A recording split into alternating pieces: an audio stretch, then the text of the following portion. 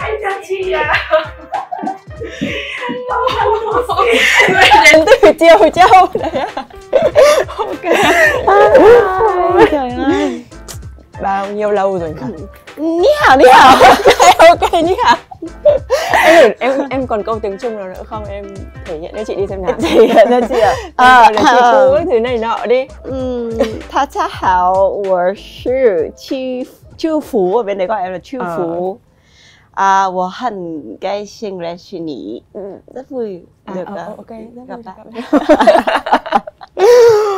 Ôi, sơ thì thôi chị ơi. Bây giờ mình về Việt Nam rồi, mình nói tiếng Việt nào. Rất là vui khi được gặp em ở đây ngày hôm nay. Dạ, hôm nay đúng lễ đấy. Đúng lễ Tất cả đi nghỉ còn mình đi làm đấy. Tại vì bình thường là bọn chị sẽ quay ở một cái set khác, nhưng mà bởi vì ngày hôm nay là ngày lễ cho nên là chỗ đây nó đã đóng cửa. Đấy à? Và thời gian lại khá là gấp cho nên bọn chị không thể nào mà book được một cái địa điểm khác, cho nên là hôm nay chúng mình quay ở trong studio của bọn chị. Chỗ này rất là quen thuộc luôn. Không biết bao nhiêu cuộc phỏng vấn ở đây. Rất là ấm cúng đúng không? Vâng. Cảm thấy an toàn không? Cảm thấy như là nhà. Trải lòng nhá. Hôm nay mình trải lòng nhá. Dạ. Nào. Thì máy này là máy cận em nhỉ? Nhưng mà góc mặt này của em mới đẹp cơ. Bây giờ em sẽ nói chuyện chị gì đấy. Em muốn ngồi bên này không? Sao nhỉ?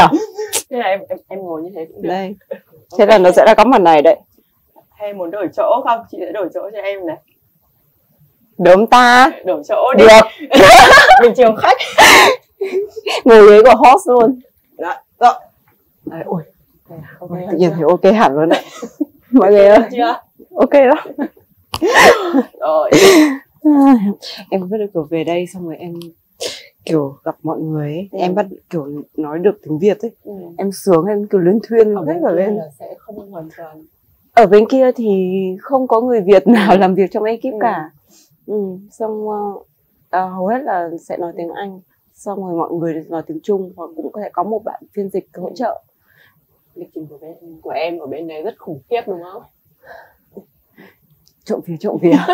Đúng là nó rất là khủng khiếp nhưng mà mình cũng vui. Tại vì em cũng thích cái cảm giác bận rộn. Em mà kiểu không bận rộn là em hay bị ngồi lơ cua suy nghĩ về cuộc đời lắm. Cho nên là càng bận rộn càng tốt. Nhưng mà mọi thứ nó thay đổi rất là nhiều từ sau cái chương trình này, sau tỷ tỷ. Dạ. Em nghĩ đấy là cũng là một bước ngoặt của em trong sự nghiệp. Hôm nay Chi sẽ chia sẻ hết mọi thứ về tỷ tỷ, luôn. về chương trình tỷ tỷ, hết là trải nghiệm mà mình hết thế nào nhỉ? Hết là hết thế nào? Thế thì lại phải hỏi Chi rồi. Em lại phải lục lại ký ức. Mình lại đi lại theo một cái timeline từ đầu đi. Dạ. Thì cái cơ duyên nào đưa em đến với chương trình tỷ tỷ? Cơ duyên rất là nó sao nhỉ? Chỉ đúng 1 tháng trước khi mà ghi hình, chương trình bắt đầu ghi hình. 1 tháng đó. Đúng 1 tháng thôi. Đúng 1 tháng thì em nhận được một lời mời từ một đơn vị nước ngoài. Sau đó thì em kiểu khi mà nhận được email em cũng hết hồn luôn. Mà chương trình tỷ tỷ mình cũng có biết tới trước giờ rồi. Mà câu hỏi đầu tiên trong đầu em là sao lại mời mình ta? Why me? Vì sao lại là tôi? Thôi cũng cả một ngày hôm đấy thì em cũng chưa có bàn bạc với ekip của mình, chưa bàn bạc gì với team của mình, mà em lên mạng em search, em xem hết tất cả, xem là cái tinh thần chương trình thế nào, rồi những mùa trước diễn ra ra sao, đã từng có những ai tham gia, bla bla bla, tất cả những cái thông tin chi tiết nhất về chương trình. Sau đó thì em mới ngồi xuống cùng với team của mình để phân tích xem là cái trường hợp này là cái trường hợp như thế nào, có nên hay không. Tại vì thực ra để mà phân tích thì cũng sẽ có những cái gọi là được ăn cả ngã về không khi mà mình nhận lời tham gia chương trình này. Nên em cũng rất là kỹ càng, thận trọng trong việc cân nhắc cái sự quyết định của mình. Nhưng mà tất cả mọi người cũng thấy kết quả rồi đấy, là em cũng đã say yes.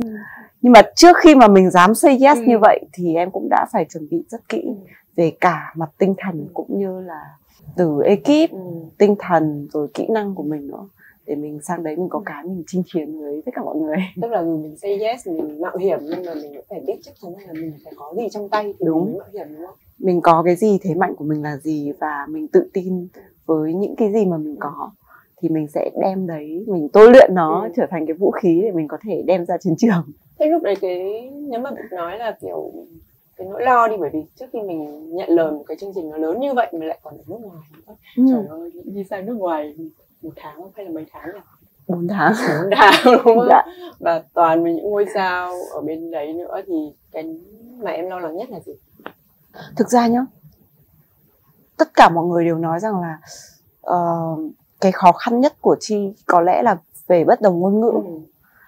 Nhưng mà thực sự là nếu mà mọi người không có nhắc đến thì em cũng quên luôn là sang bên đó không ai nói tiếng Anh với em cả đâu. Em bị quên cái chuyện đó luôn. Có là có quá nhiều thứ khác chuyện đấy lúc đầu luôn. mình không nghĩ đến. Em hoàn toàn không nghĩ đến chuyện là sang đấy mình sẽ nói chuyện với mọi người bằng cái gì. Em kiểu không có nghĩ đến luôn á. Mình không kịp, không có lúc nào mình chuẩn bị cho cái việc đó cả. Mà áp lực của em đến nhiều hơn về cái việc là làm sao mà mình phải thể hiện thật tốt cái khả năng trình diễn của mình, khả năng ca hát của mình ở một cái cuộc chơi lớn như vậy. Thì cũng phải cân nhắc rất là nhiều là sang đó chưa biết các vòng thi sẽ ra sao, hoàn toàn là không có một chút kịch bản gì. Lúc đấy em có xem chương trình đấy bao giờ chưa? Em có xem, nhưng mỗi mùa là họ lại thay đổi format, mỗi mùa là họ lại thay đổi những cái luật chơi, cách thức chơi. Những cái gì mà em biết chỉ là tập luyện, hát, nhảy, biểu diễn, tất cả là vậy thôi. Tất cả những gì em biết là như vậy. Đó thì có là mình đi trong cái trạng thái là thực chất là mình cũng không biết là chuyện gì sẽ có thể xảy ra.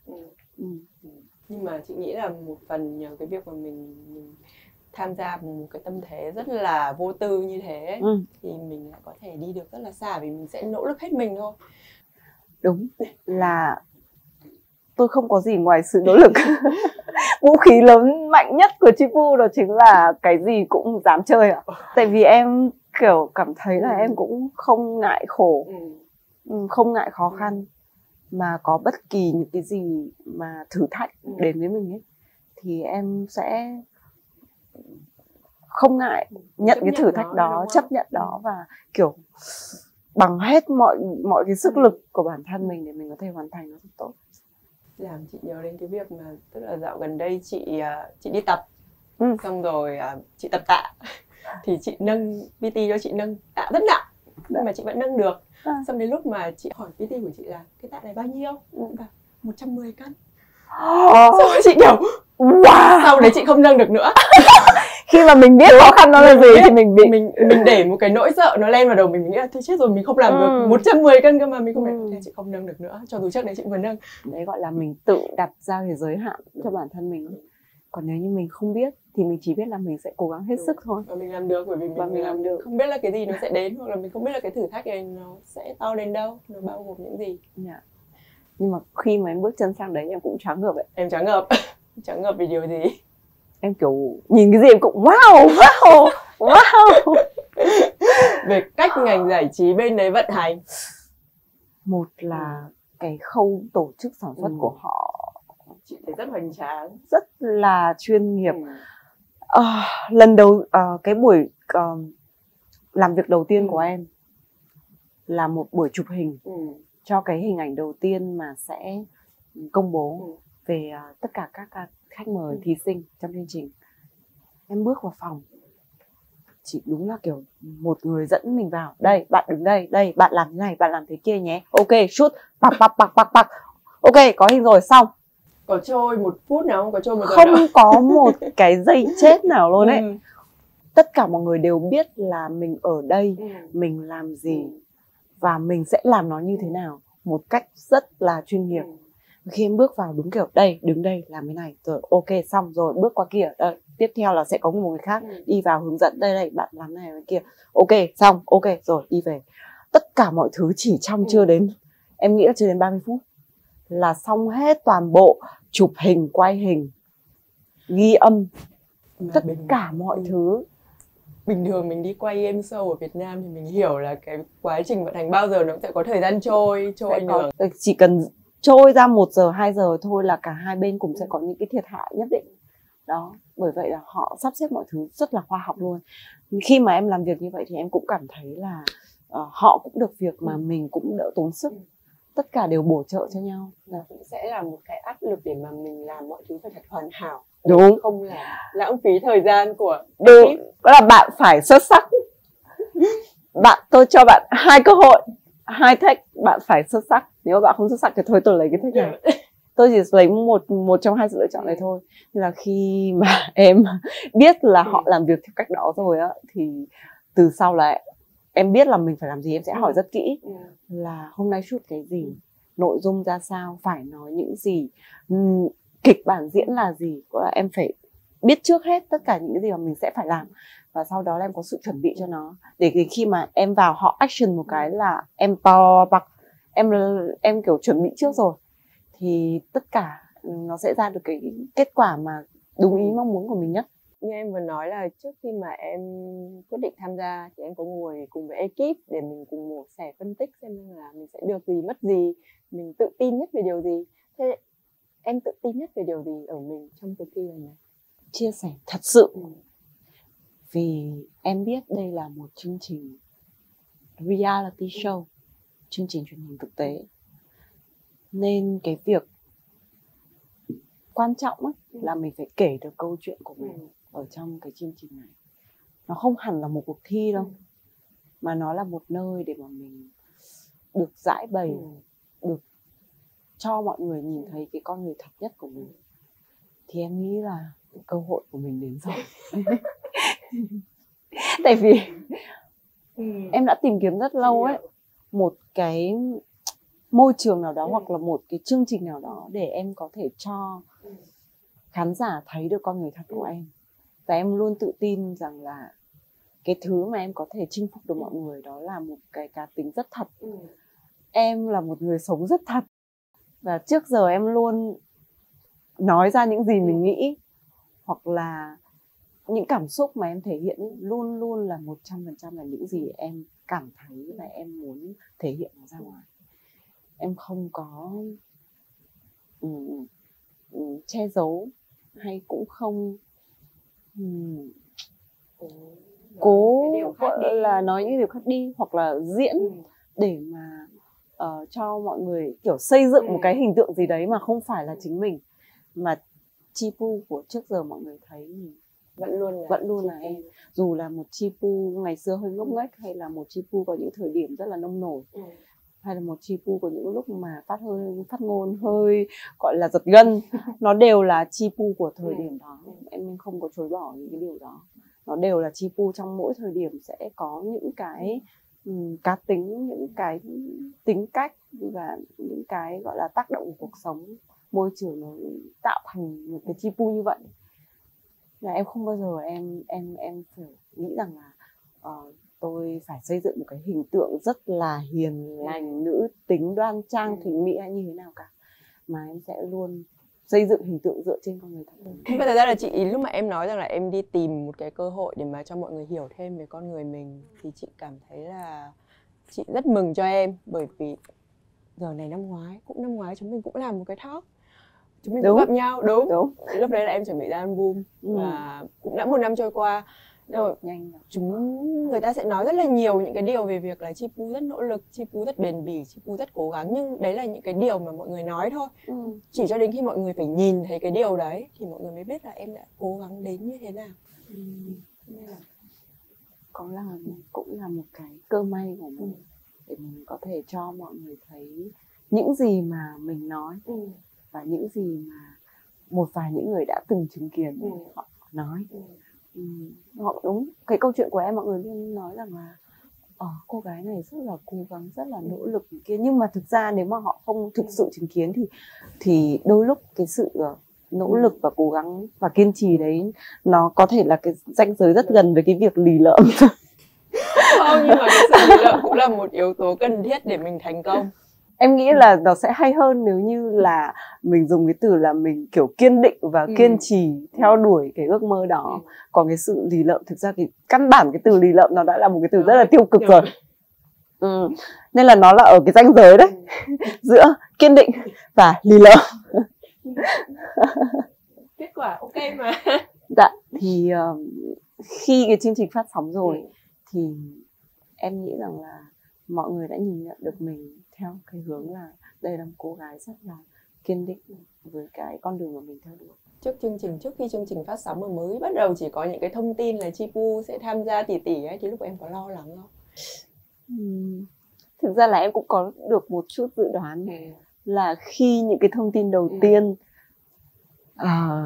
ra mắt mọi người thì chắc chắn là sẽ có nhiều ý kiến trái chiều. Nó luôn là như thế mọi người. Nó không khác được. Chuẩn bị tinh thần rồi đúng không? Tại vì nó đã xảy ra với em rất là nhiều lần rồi. Từ những cái chương trình trước đó em tham gia thì sẽ luôn có rất nhiều ý kiến trái chiều về việc là liệu cô ấy có đủ năng lực hay không. Nên là cái việc mà xảy ra khi mà thấy rất là nhiều ý kiến trái chiều về việc là Chi Pu tham gia một chương trình của nước ngoài á, thì em có thể dự đoán được trước nó sẽ xảy ra như vậy, không gì bất ngờ cả. Nhưng mà cái quan trọng là vậy next step sau đó ta sẽ thể hiện như thế nào. Thì em nói rằng là ôi một khi tôi đã chọn yes là tôi phải làm đến cùng và tôi phải làm tốt. Đấy là sự lựa chọn duy nhất, không có sự lựa chọn thứ hai. Tại vì cái cảm giác của em là nếu em không làm tốt thì oh my god. Nhưng mà em đã làm tốt mà thì đó là một cái sự thì bây giờ khi mà mình có thành quả rồi thì em mới dám nhận phỏng vấn mọi người. Chứ còn nếu như thực sự chia sẻ với mọi người là trước đấy trong quá trình Chi đi thi là cũng đã nhắn tin cho quản lý truyền thông của Chi rất nhiều để mời phỏng vấn, nhưng mà là nhất định là không nhận lời cho đến khi mà Chi phải hoàn thành chương trình đã. Thứ nhất là em sợ bị nói trước, bước không qua. Tại vì tất nhiên khi nhận phỏng vấn thì em cũng sẽ luôn muốn nói về những cái điều mà mọi người muốn nghe và những thứ mà Chi muốn hứa hẹn. Nhưng bây giờ ví dụ như em đặt ra một cái mục tiêu trong đầu đấy là tôi phải đi đến cuối, tôi phải đi đến chung kết, tôi sẽ phải làm rất tốt, sẽ có những vòng mà tôi phải đứng nhất hay là như nào đó. Đấy là những gì mà em nghĩ trong đầu. Nhưng mà nếu mà em nói trước ấy mà kết quả nó không được như mong đợi thì có lẽ là nó rất là xấu hổ cho những gì mà mình đã kiểu hứa hẹn trước đó. Bởi vậy nhưng trong cái thời điểm đó thì em mong muốn rằng là thứ nhất là mình sẽ phải tập trung toàn lực cho cái việc đó. Thứ hai là khi mình có thành quả đấy đã thì lúc đó mình có thể chia sẻ bất cứ điều gì. Và những lúc đó những cái lời mình nói, những cái điều mình chia sẻ em nghĩ là nó cũng sẽ có giá trị hơn rất là nhiều. Chị còn nhớ là cái màn trình diễn đầu tiên của em trong chương trình là Let's make a move. và kiểu tất cả mọi người wow. Thật sự là kiểu cái phản hồi sau cái màn trình diễn này nó rất là tích cực và kiểu tất cả mọi người đều xem, tất cả mọi người đều nhắc đến. Lúc mà em cảm thấy như thế nào? Bước đầu thành công khi mà mình cũng đã để lại được cái dấu ấn không chỉ với khán giả trong nước mà cả khán giả nước ngoài nữa. Nhưng mà nói thật luôn là em vẫn chưa hoàn toàn là ưng ý với cái màn trình diễn đầu tiên của em đâu. Thường thì lúc mình nhìn lại mình sẽ luôn thấy một cái lỗi gì đấy đúng không? Có nhiều lỗi nha mọi người. Cái là lúc tập thì nó tốt hơn rất là nhiều. Nhưng mà khi lên đó mình bước chân, mình đứng trên sân khấu và cái sân khấu quá là rộng lớn đi, rất là rộng. Em mà cũng run á, bởi vì chị nghĩ rằng là kiểu em đã quen với những việc này rồi. Em đã quen rồi nhưng mà cái cảm giác lúc đó nó khác lắm chị ạ. Cái giây phút mà lần đầu tiên mình tham gia một show truyền hình thực tế ở nước ngoài, cụ thể là Trung Quốc. Lúc ấy tim em đập bình bịch luôn ấy. Và lúc ấy cũng rất là nhiều cái áp lực về việc là mình phải làm tốt, mình phải làm tốt đấy. Em kiểu bị mình phải làm tốt luôn. Cho nên là thành ra quá áp lực đi, nó khiến cho mình bị tâm lý. Lúc đó thì thực ra em cảm thấy là những cái gì mà em thể hiện, nhất là về cái phần hát, nó vẫn chưa được như những gì mình mong đợi. Nhưng mà chính vì như vậy nên em xem đi xem lại và em kiểu cũng phải nhắc nhở bản thân là không được để bản thân mắc một cái lỗi tâm lý như vậy nữa. Quá căng thẳng nó dẫn đến cái việc là mình sẽ không làm được tốt. Bởi vậy càng về sau ấy thì em sẽ luôn chịu khó là mình phải kiểu trấn an bản thân, hít thở thật tốt rồi để cho mình thật là calm, để có được cái phần hát và nhảy tất cả mọi thứ nó được ở trong cái mức độ gọi là chất lượng nhất. Chị còn có đọc ở trên Facebook của anh Cu là cái váy ngày hôm đấy nó cũng hành em cả một ngày trời. Một sự chiến đấu với chiếc váy đấy nữa đúng không? Cái váy thì kiểu để mà có được một cái phần eo corset nhìn nó có cái shape đẹp ấy thì có rất là nhiều cái gọng. Và khi cái gọng đấy mình đứng thì sẽ đỡ, nhưng mà mình kiểu nhảy, mình cử động hay là mình ngồi thì nó sẽ bị chọc lên trên. Thì lúc đấy em ngồi thì em chỉ cảm thấy là nó đang rất là bó, nó rất là mệt thôi. Mọi người cũng thấy là mặt em ngồi đần thối ra. Kiểu mọi người cũng hỏi han, các tỷ cũng hỏi han ok không này kia. Thì kiểu em chỉ cảm thấy là cũng hơi khó thở chút xíu vì cái váy rất là bó, nhưng nhất quyết là không chịu nới ra, tại vì nới ra là cái eo mình nó to ra là không đẹp. Đẹp là số 1, phải đẹp. Nên là mình cố gắng mà mình ngồi mình nhịn, mình kiểu đúng là em hít thở mà cái hơi của em nó chỉ vô đến ngực thôi á, chứ nó không xuống được đến tận bụng. Nghe em tả mà chị thấy đau rồi. Đó, nhưng mà đến lúc mà hoàn thành xong hết chương trình, em tháo bộ đồ ra thì lúc đấy mới thấy là ở trong nó bị xước hết. Và hoàn toàn em không biết là mình bị thương đến mức đó ấy. Nó bị xước hết bên trong, đến bây giờ nó vẫn còn kiểu vẫn còn vết. Xấu lắm. Nhưng mà không, kiểu em nhìn mỗi lần em soi gương em nhìn thấy cái vết đấy em cứ đấy là một kỷ niệm. Đây là một kỷ niệm. Không có gì cả. Thế chị có thấy là quá trình quay của mình là 4 tháng liền đúng không?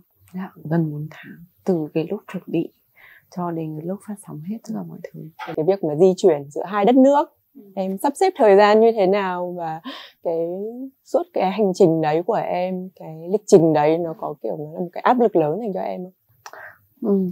Kết quả của chương trình Đạp Gió nó sẽ là câu trả lời cho những bước đi kế tiếp của em trong sự nghiệp. Bởi vậy trong thời điểm đó gần như là em không nhận những công việc gì khác quá nhiều. Trong 1 tháng thì em có thể về Việt Nam được rơi vào khoảng đâu đó 10 ngày. Rơi vào khoảng 1 tháng có thể về Việt Nam 10 ngày. Đôi lúc là em không về Việt Nam luôn. Vì gần như là cả tháng là ở đấy đúng không? Gần như cả tháng là em ở bên đó. Tại vì cứ sau mỗi vòng đấu là bọn em sẽ quay luôn cái phần là chọn bài hát mới. Chọn bài hát mới xong là sẽ có 1-2 buổi tập luyện để tất cả hình dung được sơ sơ là bài đó chúng ta sẽ hát như thế nào, được phân chia ra sao, vũ đạo như thế nào. Thì thường á, có những lúc mà em không thực sự có việc gì ở Việt Nam thì em sẽ ở lại để em tập luyện luôn. Và những cái khoảng thời gian tập luyện đấy là không có lên hình, là mình tự tập luyện thêm á, để có được phần trình diễn tốt. Đến khi mà đến những ngày tất cả mọi người tụ họp lại với nhau, gặp lại nhau và bắt đầu tập luyện với nhau, thì lúc đấy mình cũng cảm thấy yên tâm là mình đã rất hiểu bài hát này rồi, và mình cũng đã có được cái sự chuẩn bị kỹ càng cho cái bài hát này rồi. Chị còn thấy em còn đu dây, xong rồi múa cột, đó là điểm mạnh của em. Đó chính là em không sợ gì hết. Cho màn đu dây đấy có lâu không? Khi mà ở Việt Nam trước giờ em đã từng có một phần trình diễn đu dây rồi, nên là không phải là lần đầu em thử với cái màn đu dây đó. Nhưng mà khi em đi tập luyện ở đó thì là mấy ngày đó, 2 ngày cho việc tập luyện tại phòng tập, và sau đó là giáp sân khấu. Thì em có 1 ngày là em thử cái vòng đó ở chính cái sân khấu biểu diễn luôn, và ngày hôm sau là rehearsal, là duyệt chương trình. Và gần như là em có 4 lần để em 4 buổi để tập luyện cho cái màn đu dây đó. Nhưng mà oh my god, cái là khi em ở Việt Nam em biểu diễn cái màn đu dây đó rồi thì cái độ cao ấy nó rơi vào chắc tầm khoảng 3 mét. Nhưng mà cái sân khấu ở bên Trung Quốc là nó 10 mét chị ạ. Nó 10 mét. Em có bị sợ độ cao không? Lúc em đứng trên đó em cảm thấy như thế nào? Có là thầy của em lên đó và thử cái vòng đó trước. Và thầy thử xong thầy về thầy nói với em là Chia be careful. Nó rất cao. Và khi mà đưa bạn lên á, là nó sẽ xoay vòng như này, nó không chịu đứng lại một chỗ, nó cứ xoay không ngừng luôn á. Rất là chóng mặt và nó quá cao, nên là thầy dặn em là đừng nhìn xuống là chân sẽ run. Và thầy cũng bị kiểu tim đập nhanh ấy, nên là lần đầu tiên mà thầy lên là thầy phải nói mọi người là cho xuống liền, tại vì không quen và quá là sợ độ cao này. Thế tới lúc mà em thử thì em bước lên, mọi người nâng em lên. Lúc nâng mà còn 2 mét, 3 mét, 4 mét thì mình kiểu không có gì đâu, không có gì đâu. Nhưng mà khi nó đã lên đến 10 mét đó chị, là tất cả những gì em nhìn thấy xung quanh là một màu đen xì. Tại vì nó trong cái phim trường là toàn bộ tường xung quanh là đen xì, không thấy một gì, và một cái luồng sáng là từ một cái đèn follow nó đánh thẳng vào mặt em thôi. Kiểu cảm giác tôi đang ở trên thiên đường vậy. Nhưng mà lúc đấy kiểu thường thì ai nhắc mình là đừng làm cái gì thì mình sẽ làm ngược lại. Lúc đấy em có nhìn xuống không? Em có. Nhìn cho biết. Nhìn cho biết. Thì em cũng kiểu nhìn xuống. Em cũng kiểu em cũng có một cái suy nghĩ nó thoáng qua trong đầu thôi, là nếu mà ngã xuống thì chắc là chắc là kinh khủng lắm rồi. Để em nghĩ thoáng qua một cái, xong rồi em sẽ phải kiểu trấn an bản thân là hít thở nào, không có gì phải sợ hết, như là trò chơi đu quay ngày xưa mình hay chơi thôi mà. Kiểu em cứ nói luyên thuyên về chính mình luôn ấy. Lúc đó em cứ nói luyên thuyên về chính mình, xong rồi em kiểu một lúc sau là em sẽ kiểu Nam Mô gì là Phật, Nam Mô gì là Phật. Nhưng mà tất cả những cái khoảnh khắc đấy, những cái cảm giác đấy nó đều tan biến hết khi mình bắt đầu diễn, đúng không? Khi mà nhạc nổi lên một cái là những gì em nghĩ trong đầu là làm. Không phải nghĩ gì trong đầu nữa. Khi nhạc nổi lên là em không có nghĩ gì trong đầu nữa, em chỉ làm thôi. Nhưng mà chị thấy có một cái mà chị nghĩ là nó cũng đã giúp em rất nhiều trong cái hành trình đấy, chính là cái sự support của các tỷ tỷ tham gia cùng chương trình, đúng không? Không thì em chết mất. Không thì em chắc sẽ không thể vượt qua nổi. Thực sự là cái cảm giác luôn được mọi người quan tâm, luôn được các tỷ lắng nghe, chia sẻ. Và ví dụ như em chỉ cần nói là em có bất kỳ khó khăn gì, là những tỷ thân thiết trong đội của em ấy, thậm chí là những tỷ ngoài đội của em nữa, là sẽ luôn sẵn sàng để giúp đỡ. Cái tình cảm đấy mà em rất là trân trọng. Trước khi em đến, chị có xem một cái clip của em ở trên TikTok khi mà em cũng ở trong chương trình, và em vừa có một phần tập không tốt và em khóc. Em khóc rất nhiều luôn, kinh khủng luôn chị. Tại vì lúc đó là em đã được bầu làm đội trưởng rồi, và cái cảm giác là đội trưởng phải lead nhóm này, và cái cảm giác tôi là đội trưởng thì tôi cũng phải thể hiện được cái năng lực của mình, không những mà hoàn thành tốt cái phần của mình mà còn phải giúp đỡ được những người trong nhóm của mình nữa. Thì cái màn đấy em không hiểu sao cái bài hát đó nó quá nhanh đi, và cái phần lời nó quá nhiều, liên tục luôn. Kiểu dù em có tập luyện nhiều thế nào thì đến cái lúc mà test ấy, em cũng quên hết trơn lời luôn. Cậu em cứ hát một nùi gì trong miệng luôn, em không biết em hát cái gì luôn. Và khi mà em vừa hát, em biết là em quên rồi thì em bị cuống. Em cũng kiểu không biết là mình nhảy gì ta. Kiểu em bị quên hết luôn, mặt em nóng bừng lên, tai em nóng bừng lên. Xong rồi em kiểu em bị thất vọng về bản thân đấy chị. Chị hiểu cảm giác đấy. Tôi đã tập luyện rất nhiều, tôi biết là nó khó, nhưng mà tôi đã tập luyện rất nhiều rồi, xong tôi bị đặt nặng một cái vai trò tôi là đội trưởng nữa. Mình cảm thấy mình có trách nhiệm với tất cả mọi người, trách nhiệm. Và khi mà mình đại diện cái đội của mình lên để mà test ấy, thì mình phải làm được tốt chứ, thì mới kiểu khiến cho đồng đội của mình tin tưởng vào đội trưởng của mình. Nhưng mà mình lại không làm tốt, mặc dù mọi người vẫn nói là you good, you doing good, you doing well, and kiểu no worries này kia. Nhưng mà không, tôi làm tốt thì tôi biết chứ, còn tôi làm dở tôi cũng biết chứ. Nên là lúc đó kiểu khi mà em vừa bước xuống, em ngồi vào ghế một cái là em kiểu trong đầu em chỉ nghĩ là kiểu ôi chưa thấy cảm giác tôi rất là thất vọng về bản thân mình ấy. Lúc đấy mà em không thể ngăn được nước mắt của em rơi ra. Thì lúc đó thì sau một cái khi mà kết thúc quay hình là em chạy đi ra ngoài luôn. Lúc đó thì vẫn có kiểu Amber hay mọi người kiểu nhìn thấy con bé có vẻ không ổn nữa, vẫn chạy theo kiểu are you okay rồi kia, kiểu vẫn dành lời khen cho mình.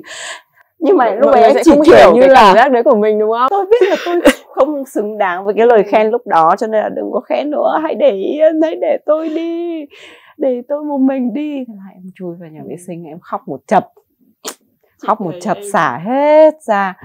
Xong rồi kiểu đi ra được xíu rồi lại thấy có người đi lại, mà cái người mình lại khóc đi lại lại nhìn thấy mình khóc, lại kiểu are you okay, một cái em đang kiểu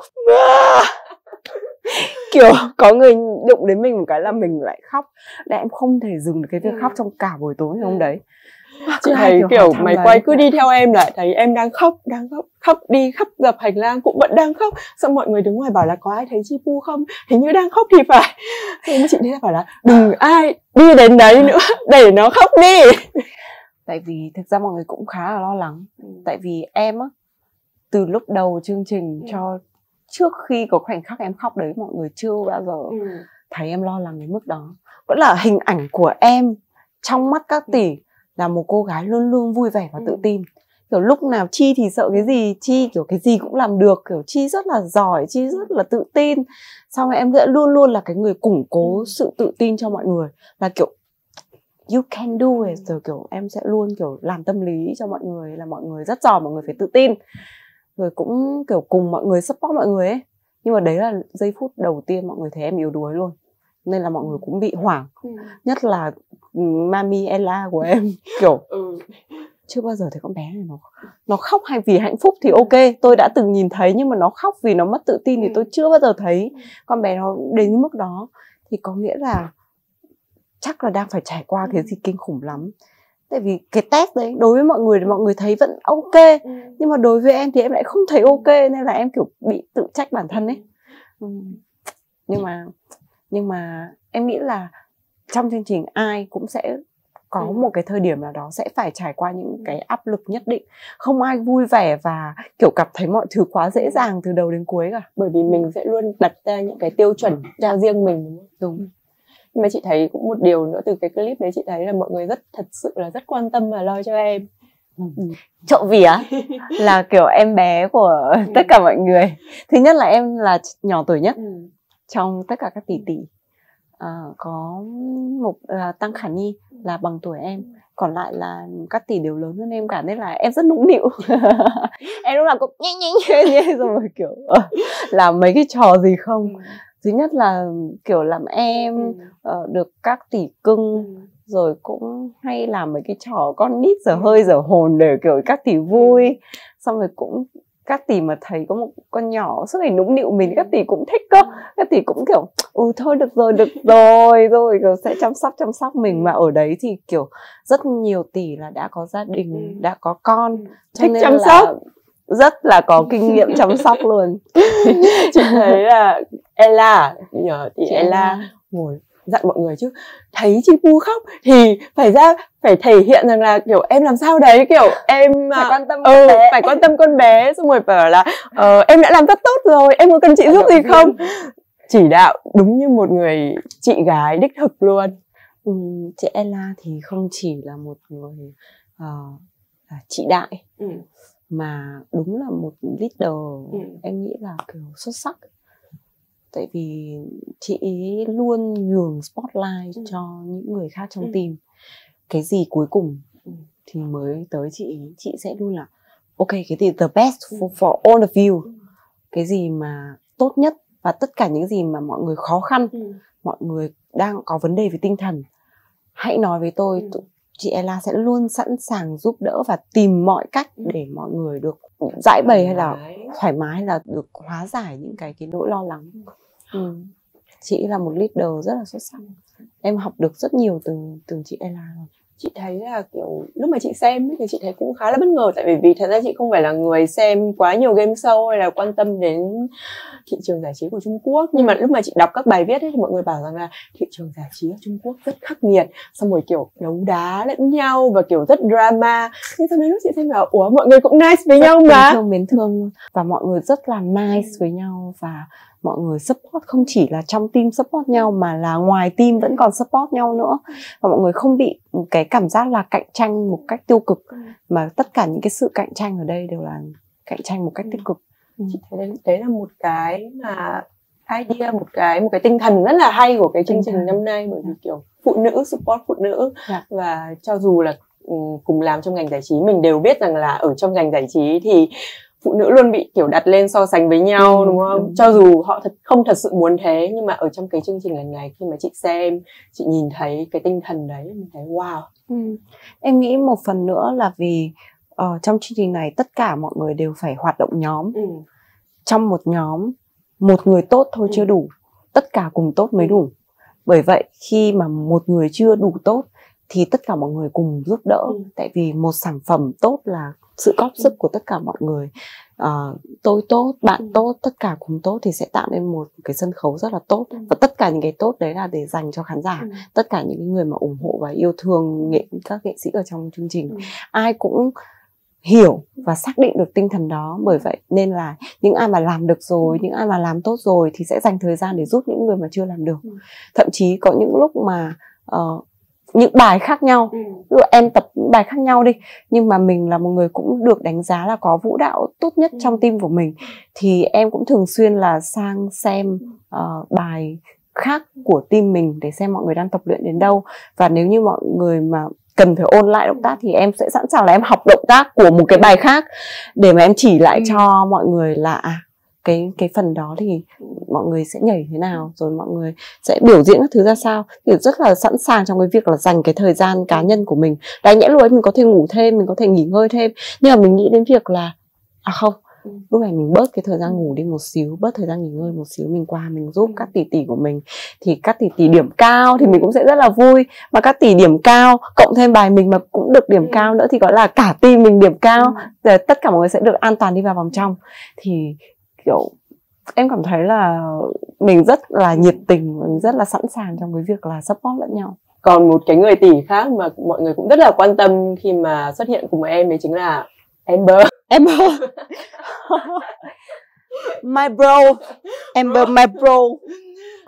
Chia sẻ một chút về tình bạn của em và Amber. Chắc là rất là nhiều fan của em sẽ quan tâm và muốn nghe nhiều hơn những cái câu chuyện hậu trường đấy. Amber là một người bạn, là người bạn đầu tiên của em khi mà em đến với Đạp Gió. Từ lúc mà em mới xuất hiện trong chương trình là tụi em là đã được xếp để ngồi cùng nhau rồi. Và Amber kiểu rất nhiệt tình trong cái việc là em có hiểu gì không? Em có hiểu gì không? Ok, cái gì em chưa hiểu em nhớ phải nói với Amber để Amber dịch cho em nhé. Cho em kiểu nhiệt tình dữ vậy ta. Anh kiểu sao nhiệt tình dữ vậy ta. Xong rồi em cũng kiểu hơi ngại tại vì kiểu thấy người ta nhiệt tình quá. Xong rồi em kiểu sao nhiệt tình quá nhỉ. Thế cũng kiểu đặt dấu chấm hỏi. Nhưng mà cái sự nhiệt tình đấy nó không phải là chỉ ở trong cái ngày đầu tiên, mà nó kéo dài suốt từ cái ngày đầu tiên cho đến cái ngày cuối cùng luôn. Amber luôn nhiệt tình như vậy với mình, luôn quan tâm và nhiệt tình như vậy. Nên em mới nhận ra rằng là không phải là họ cố tình tỏ ra nhiệt tình để mà xây dựng hình ảnh gì, kiểu xây dựng hình ảnh một nghệ sĩ nhiệt tình giúp đỡ mọi người, mà kiểu họ luôn như vậy. Thì em nhận ra rằng đấy là cái con người thật của Amber. Vì chính cái điều đó mà khiến em rất là quý Amber. Và Amber không chỉ nhiệt tình khi mà quay hình trong chương trình, mà thậm chí là bọn em cũng kiểu có là những người bạn rất là thân thiết ở ngoài đời nữa. Có những cái gọi là em kiểu khi sang một cái môi trường mới như vậy thì em cũng sẽ có những cái thắc mắc hay những cái khó khăn nhất định trong công việc. Thì em cũng sẽ rất hay hỏi Amber là hey, cái công việc này thì Chi đang hơi bị mắc chút xíu, không biết là có thể nghe Amber tư vấn hay là kiểu đưa lời khuyên các thứ được không. Thì kiểu sẽ kiểu gọi lại cho em ngay, kiểu hey, cái chuyện này là phải như thế này, phải như thế kia này, kiểu nói quá trời nói, xong kiểu khuyên người kia. Em kiểu ok, thank you, kiểu thank you for your time, thank you for sharing các kiểu. Thôi dập máy rồi 30 phút sau thầy nhắn một tin dài ngoằng. Mày đã làm được chưa? Nhắn một tin dài ngoằng là lúc nãy tao nói còn thiếu một vài ý này. Lúc nãy tao nói còn thiếu một vài ý này, đây tao muốn bổ sung thêm một vài ý các thứ, kiểu nhắn tin dài ngoằng. Sau em kiểu ok, thank you, rất là cảm ơn. Thì mọi người kiểu mà Amber là lịch trình phải gọi là siêu bận luôn chị, kiểu bận kinh khủng. Một ngày chỉ ngủ được 2 tiếng. Sao ngủ được ta? Có những lúc có là hầu hết ấy, cuộc sống của Amber là ở trên máy bay ấy chị. Kiểu di chuyển các thành phố, các tỉnh và các nước liên tục. Ngủ thì ngủ trên máy bay. Còn tới lúc mà tới nơi, đôi lúc mà xong việc rồi, quay hình, chụp hình các thứ xong rồi, thì về nhà thì lại viết nhạc. Nên là kiểu lúc nào cũng thấy kiểu 24/24 là không bao giờ thấy ngủ luôn ấy. Và đôi lúc thấy ngủ là thấy ngủ lúc đang make up nữa. Kiểu đang ngồi make up xong kiểu trông ngủ rất ngon luôn, ngủ không biết trời trăng mây đất gì luôn. Thì em thấy là em rất là ngưỡng mộ ở cái năng lượng làm việc của Amber, mà mình cũng cảm thấy là mình học được rất là nhiều thứ. Rồi từ cái tính cách là rất quan tâm chu đáo, xử nữ đó. Xử nữ. Rất cẩn thận, rất tỉ mỉ, rất kỹ lưỡng, kiểu từng ly từng tí rất một. ân cần luôn. Rất ân cần, kiểu dịu dàng. Không, mấy lúc giỡn thì không dịu dàng lắm. Giỡn thì hơi kiểu my bro quá, kiểu hơi lầy, hơi thẳng tay. Nhưng giỡn thì hơi thẳng tay. Nhưng mà thực ra là những lúc bình thường thì đúng như kiểu là một người rất là quan tâm, rất là kiểu chu đáo với tất cả những người xung quanh. Chị thấy em có kể là bạn ấy bận đến như thế, nhưng mà bạn ấy cũng dành rất là nhiều thời gian để mà quan tâm đến em. Ví dụ như là đã không giúp thì thôi, nhưng mà đã giúp là giúp đến cùng và giúp một cách rất là chỉnh chu, như là việc của mình chứ không phải là việc của em. Đôi lúc còn nhắc em là ở đấy đã tập cái này, đã tập cái kia chưa, xong rồi kiểu sẽ chỉ em là để tập cái này là phải tập như thế nào. Xong rồi đôi lúc kiểu đi qua đi lại cái chỗ em ngồi nghỉ ngơi ấy, đi qua đi lại, tập chưa đấy? Các bạn ấy cũng dành cho em một sự quan tâm cũng đặc biệt đấy chứ. Giống như kiểu là mày mà không làm tốt là tiện bạn có một cái phần trách nhiệm, giống như kiểu là phải dẫn dắt mình vậy đó. Tại vì có thể là tại vì em thấy em sợ em lạc lõng ấy. Kiểu khi mà em mời đến chương trình cũng thấy em hơi lạc lõng, tại vì mọi người nói tiếng Trung quá trời, em không hiểu. Xong rồi mặt cứ ngơ ra, lúc nào mặt cũng... Chị có xem cái clip lúc em bước vào, mặt kiểu chuyện gì đang xảy ra đây, mọi người đang nói gì cơ, kiểu tôi không biết tôi đang ở đâu, tôi đang làm gì ấy. Nhưng mà lúc nào thấy mặt em ngơ là cũng kiểu ê Chipu mày hiểu gì không. Lúc nào cũng sẽ hỏi thăm như vậy. Bây giờ khi đã kết thúc chương trình rồi và về nước thì em có hay vẫn còn liên lạc với bạn không? Có hay chat, nói chuyện không? Hiện tại bọn em vẫn đang quay một chương trình chung, là chương trình ẩm thực của Trung Quốc. Bọn em vẫn đang quay một chương trình chung. Thì nhưng mà chương trình này thì kiểu nhẹ nhàng hơn rất là nhiều ấy. Chỉ cần cầm cái bát đi khắp nơi ăn thôi. Thì bọn em thì là một người rất là yêu du lịch, rất thích du lịch, rất thích khám phá văn hóa ẩm thực của nhiều nơi trên thế giới. Vậy thì đây cũng giống như là một công việc, nhưng mà nó cũng là cái gọi là khoảng thời gian để mình đi thư giãn luôn. Mình đến, mình thăm thú, mình khám phá, mình ăn rất nhiều. Chương trình đấy quay trong vòng bao nhiêu lâu? Em quay được 2 tháng rồi.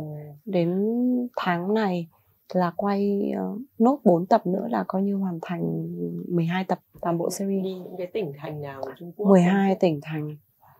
Xuân Tớ, Hàn Châu, Tuyền Châu, Trinh Tảo. Trời ơi, tiếng Trung các thứ kìa. Trinh Tảo tiếng Việt là gì ta? Thanh Đảo. Thanh Đảo. Tức là em bây giờ em bị loạn ngôn ấy, thì em bị kiểu không biết cái đấy là tiếng Trung hay là tiếng Việt không? Tại vì kiểu ngay mọi người nhắc đến cái thành phố đấy bằng cái tên tiếng Trung, xong rồi sẽ vô thức là mình sẽ là nhận thức là cái thành phố này đọc là như vậy. Xong rồi kiểu khi mọi người nói, em nói ví dụ Trinh Tảo thì đấy là Thanh Đảo. Cái Thanh Đảo rất đẹp, rất đẹp, rất là nhiều nơi đẹp. Cũng xem một cái clip khi em tham gia chương trình đấy, rồi kiểu có fan đến tặng hoa nữa, người hâm mộ Trung Quốc, khán giả Trung Quốc rất yêu quý em. Nó là một cái may mắn của em. Em thực sự em cũng không nghĩ là em lại được nhiều khán giả ở Trung Quốc yêu mến đến vậy. Là cái thời điểm đầu tiên ấy, em mới sang, không ai biết mình là ai. Lúc mình đi làm, khi mà chương trình chưa phát sóng thì đi làm đều trong âm thầm cả. Các nghệ sĩ khác có thể là sẽ có fan biết lịch trình, sẽ chờ ở khách sạn, sẽ chờ ở điểm quay để chụp hình, rồi để kiểu động viên. Nhưng mình sẽ luôn luôn một mình sẽ luôn kiểu đi đến rồi đi vào. Kiểu tôi là một cô gái tên là Chipu và không ai biết tôi là ai, it's fine, ok. Xong rồi em kiểu vẫn cứ làm việc của mình thôi. Nhưng mà và quan sát thấy là kiểu các nghệ sĩ khác thì sẽ luôn có rất là nhiều fan kiểu vây quanh mình. Và cái cảm giác là cái sân khấu đầu tiên của em là sân khấu diễn cùng nhóm với chị Ella, Ngô Thiến và Trương Gia Nghê, là bài Si Tình đúng không? Bài Tình Em Tang đó. Thì không ai gọi tên mình. Và khi mà em biểu diễn ở đấy là chương trình chưa phát sóng, thì khán giả hoàn toàn không biết Chi Pu là ai cả. Và em chỉ nghe thấy là Ella, Chen, Johnny. Không ai Chi Pu hết. Nhưng mà mình có thể hiểu được, tại vì chưa ai biết mình là ai mà. Mình cũng không chạnh lòng hay buồn gì hết cả. Mình chỉ biết là ok, tôi sẽ hoàn thành tốt cái phần trình diễn của mình thôi. Và có một cái nữa là mình cũng để ý là Ella hát thì mọi người wow, Ủ Chen hát mọi người wow, Johnny hát mọi người wow, Chi Pu hát tất cả kiểu im re. Tại cái bài đấy em còn hát, cái câu của em lại hát tiếng Việt nữa. Kiểu mọi người kiểu hát gì ta, đang hát tiếng gì vậy ta, cô này cô nào ta. Kiểu vậy, em tưởng tượng ra là kiểu mọi người đang trong một cái tâm thế như vậy. Nhưng mọi thứ thay đổi rất nhiều từ tập đầu phát sóng. Sau tập đầu thôi, sau tập đầu và mọi người được xem cái màn solo của mình là bắt đầu kiểu wow, cô gái Việt Nam rất nóng bỏng, cô gái Việt Nam kiểu rất là nổi bật trên sân khấu và kiểu tạo được cái dấu ấn và những cái bất ngờ cho khán giả. Thì lúc đó tập đầu tiên vừa phát sóng thì ngay sau đó là em quay hình ở vòng thi thứ hai là bài Mì Tía Trang, Mê Điệt Thương Rosemary. Thì khi mà em bước ra sân khấu ấy, em nghe thấy có khán giả kiểu Chư Phú. Rồi em kiểu someone called my name. Kiểu em kiểu ôi, có người kiểu gọi tên mình rồi. Em kiểu xúc động kinh khủng luôn ấy. Và chính cái giây phút đấy thì em nhận ra là kiểu hóa ra là kiểu ít nhất đã có những người nhớ tới mình, nhận ra mình, và ít nhất là họ cũng thể hiện cái sự yêu thích dành cho mình. Xong rồi cứ qua mỗi tập phát sóng nó nhân nhiều lên, đúng không? Vâng, xong em kiểu có một hôm em đi làm về, em về khách sạn, em thấy quá trời fan chờ trước cổng khách sạn luôn. Em kiểu em nói với trợ lý của em bo chuyện gì nó xảy ra với em kiểu. Xong rồi bo kiểu hình như là fan của chị đấy. Cái gì? Chị làm gì có fan Trung Quốc hả em? Chị làm gì có fan Trung Quốc? Xong rồi kiểu ảnh chị kìa. Kiểu các bạn cầm hoa, xong rồi cầm gấu, xong rồi cầm kiểu băng rôn ấy, có chữ kiểu Chi Pu này kia. Xong em kiểu ôi, fan của mình thật đấy mà. Xong rồi bắt đầu rất nhiều câu hỏi là vì sao lại biết khách sạn của mình, sao lại biết mình ở đây ta, sao lại biết là mình kiểu đang làm giờ này. Rồi đến lúc mà em bước xuống rồi thì kiểu các bạn nói chuyện, các bạn cũng nói tiếng Anh với em. Các bạn cũng nói là kiểu em đã chờ chị ở đây 5 tiếng đồng hồ ấy, chỉ để kiểu chờ chị ở đây. Xong rồi em cũng muốn nói với chị rằng là kiểu chị đã làm rất tốt, em rất yêu chị, và em mong rằng là kiểu chị biết rằng là đã có những người như chúng em đang theo dõi chị và đang dành tình cảm cho chị rồi, và mong rằng là kiểu chị sẽ có thêm động lực để có thể làm thật tốt ở những vòng sau. Em kiểu chân tay rụng rời luôn. Xong rồi lúc đó em vẫn nhớ là có một cái post của em ở trên Weibo, là em chụp hình 2 con gấu lên, và em nói rằng là đây là món quà đầu tiên tôi được nhận từ fan chung của tôi. Rồi em đăng lên kiểu đúng 2 con gấu, 2 món quà đầu tiên em được nhận từ fan luôn. Rồi sau đó kiểu qua mỗi vòng kiểu càng ngày càng nhiều người đứng chờ mình hơn, càng ngày càng nhiều người đến chỗ làm chỉ để nhìn thấy mình bước vào trong studio thôi. Xong có những người kiểu chờ mình rất hàng tiếng đồng hồ, chờ mình cả ngày chỉ để thấy mình đi làm về. Có là em không thể tưởng tượng nổi, thực sự là các bạn fan ở bên đó, các bạn rất đầu tư thời gian và công sức để đu idol. Thực sự các bạn rất đu một cách chuyên nghiệp luôn, và các bạn rất là đầu tư, và thực sự là các bạn phải dành nhiều tình cảm ấy để các bạn mới dành thời gian các thứ cho mình như vậy, đúng không? Thì bây giờ mỗi lần sang Trung Quốc là sẽ có fan chờ ở sân bay. Mỗi lần bay về Việt Nam hoặc là bay đi bất kỳ cứ tỉnh nào là các bạn cũng sẽ đều chờ ở sân bay để tiễn mình và đón mình cả. Thì mình thấy là đấy là những cái tình cảm nó rất là ấm áp. Chị thấy các bạn còn mua băng rôn hay là billboard. Oh my god. Đúng không? Đúng không? Em bị sốc. Thực sự em nghĩ em là người hạnh phúc nhất. Em là mình quá là trân trọng cái tình cảm mà các bạn dành cho mình luôn đó. Và đến cái ngày chung kết thì các bạn làm một project là tiếp ứng cho Chi Pu tại ngày chung kết. Thì không chỉ trong ngày chung kết mà từ trước đó mấy ngày là các bạn đã bắt đầu mua tất cả những cái màn hình điện tử ở ga tàu điện ngầm. Các bạn mua các màn hình quảng cáo ở tất cả những cái tòa trung tâm, quảng trường tại Trung Quốc. Rồi các bạn làm backdrop, rồi mua cờ tiếp ứng, kiểu các bạn là đặt cái chỗ ngay đối diện với cái studio, cái gì phim trường mà bọn em quay hình. Bạn em quay hình cho chung kết là các bạn đặt luôn, mua luôn cái chỗ con đường, cái chỗ đấy để đặt toàn bộ cờ tiếp ứng. Cho nên là cái địa điểm mà fan của em đặt cờ tiếp ứng cho em ấy, và kiểu dựng backdrop rồi tất cả các thứ để tiếp ứng cho em, là tỷ nào đi qua kiểu cứ đi vào quay thôi là cũng sẽ phải đi qua cái cánh cửa đấy là cũng sẽ nhìn thấy kiểu fan Chi Pu đang ở ngoài. Các bạn kiểu rất là đầu tư luôn ấy, mà em kiểu còn làm gì nữa ta, còn book cả xe bus, dán hết hình lên xe bus cho xe bus chạy vòng vòng trong thành phố, làm rất là nhiều thứ. Còn mua cả billboard ở New York, Times Square. Em kiểu trời ơi, các bạn không biết phải đầu tư bao nhiêu chi phí vào đây. Thì em thấy là mình mới sang Trung Quốc được có 3-4 tháng, nhưng mà mình đã nhận được tình cảm của rất nhiều các khán giả tại Trung Quốc, và họ thực sự đầu tư rất là tâm huyết ấy, vào từng cái dự án để support mình. Thì em thấy là mình rất là trân trọng. Em cực kỳ trân trọng luôn, và em mong muốn rằng là nó là một cái động lực cho em để em nghĩ rằng là mình sẽ phải luôn đảm bảo được cái phong độ của mình về trong tất cả các phần trình diễn, tất cả các dự án sắp tới mình sẽ phải làm nó thật hay, mình phải làm nó thật chất lượng, tại vì em muốn đền đáp lại những cái tình cảm đấy mà các bạn làm cho em. Nghe em kể và chị cảm thấy thật sự rất mừng cho em.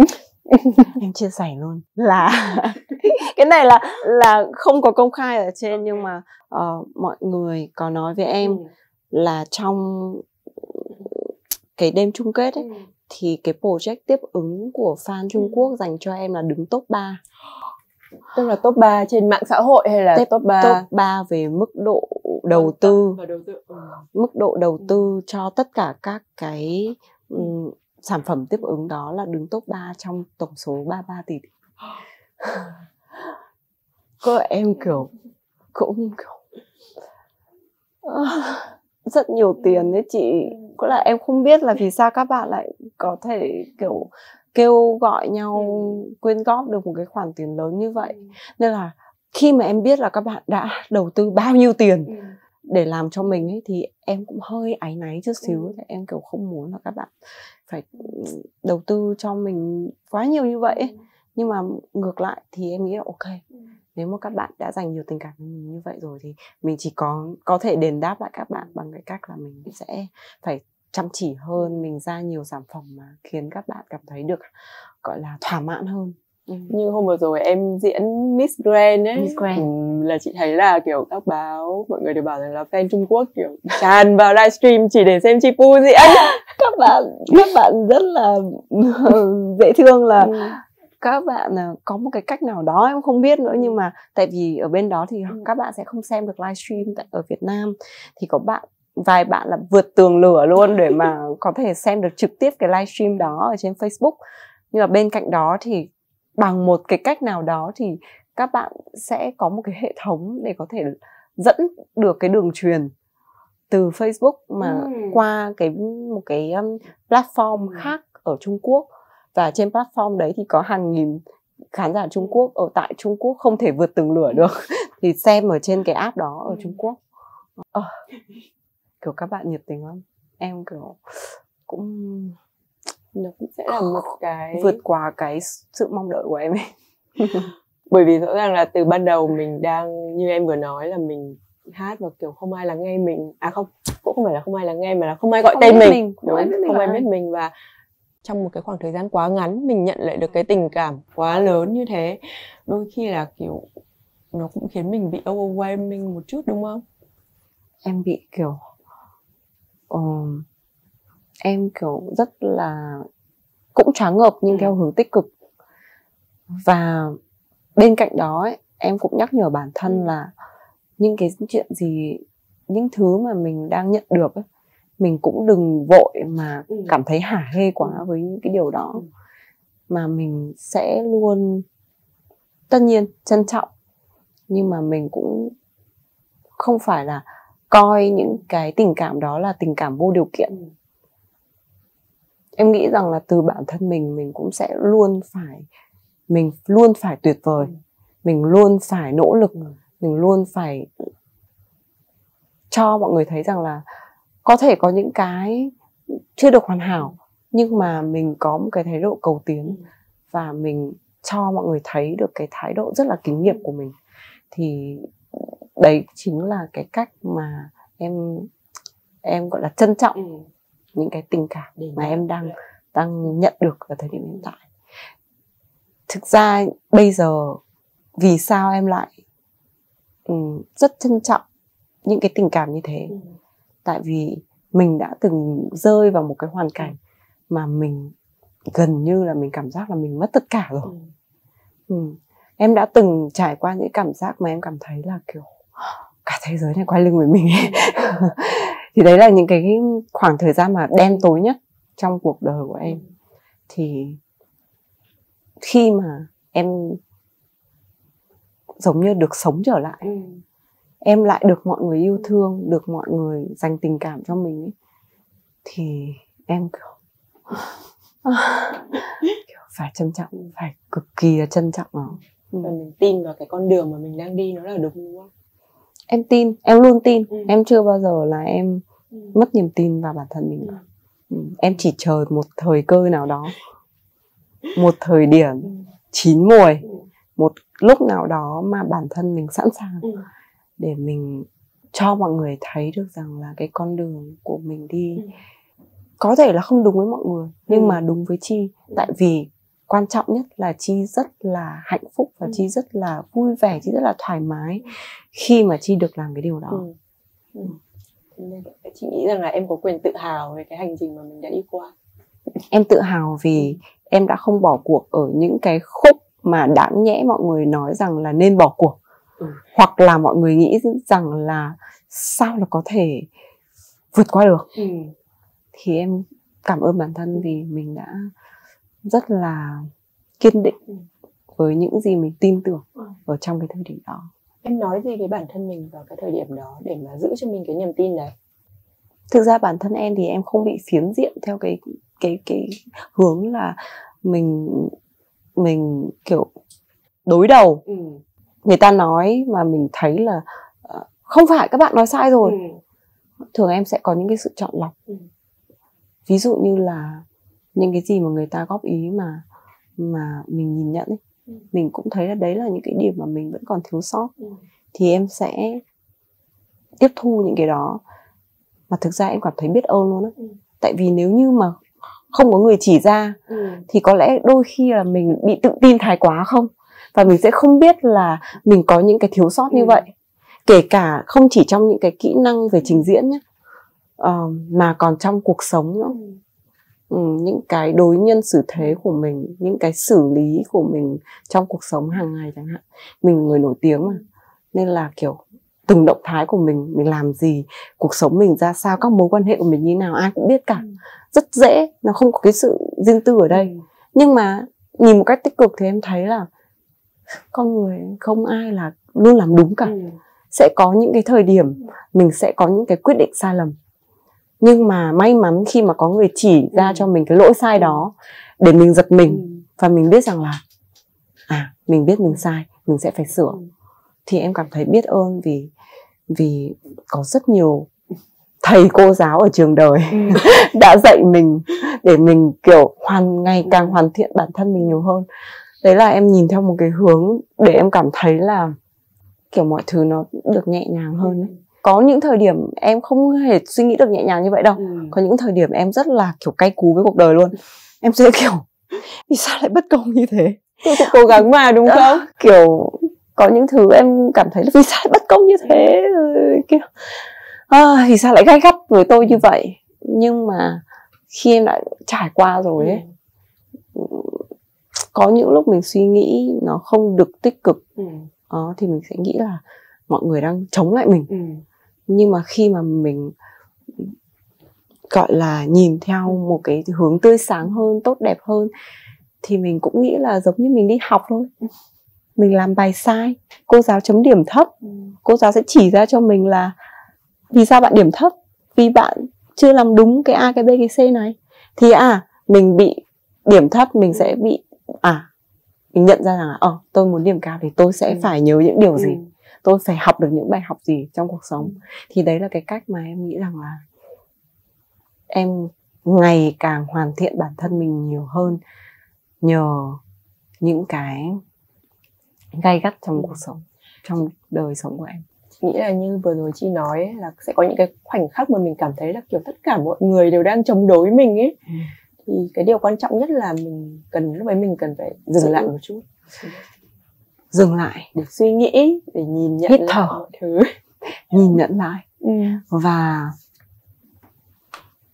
quan trọng nhất là phải giữ cho mình một cái thái độ tích cực với tất cả những gì xảy ra.